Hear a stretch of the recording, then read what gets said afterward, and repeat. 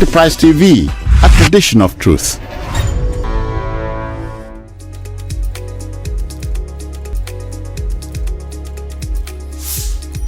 So thank you very much. If you look at the history of that thing happened, we started with Ogun State, having an engagement with the Chinese company for vast land development, which we can call industrialization. And that was initiated by the Otunba Gbenga Daniel, of which we want to believe that all the T's were crossed, all the T's were crossed and the I's were dotted. But you see, one thing we've observed, and we want our politicians to actually look into, it's when a predecessor carry out a particular agreement on behalf of the states, knowing fully well that he represents the state, irrespective of the personal gain that we might think is attributable to it. We should look for a way to cover the flaw, because the flaw of one affects practically everybody. We discovered that the administration of my senior professional colleague that took over from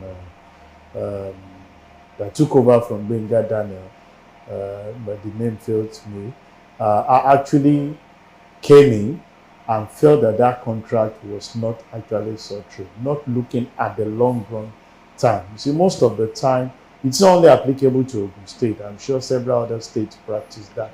When a particular government carry out certain things, we don't walk through. We come in and introduce ourselves. We hardly practice what is called continuity in government. And I think that's one of the failures that this contract actually brought before us and brought that national environment of the organization having to go to courts and actually seize the presidential jet that was actually. So one thing I feel we need to look through when we talked about corporate governance is to make sure that even if your predecessor initiates a project and you can see few lapses there, is to look for corrective measure to correct that problem, as against you cancelling it, that will definitely impact on future, that will create future problem that will be very difficult to manage. I think that's the lapses that is actually we observed in this particular thing that happened.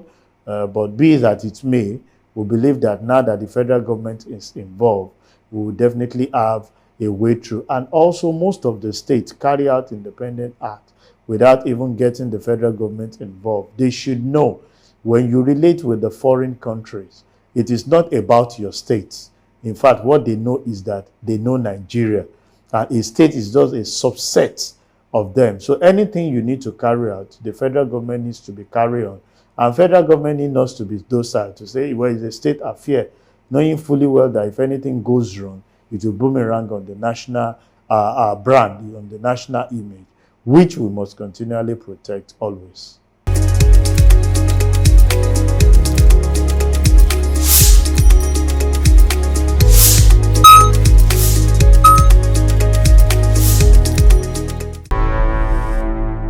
Enterprise TV, a tradition of truth.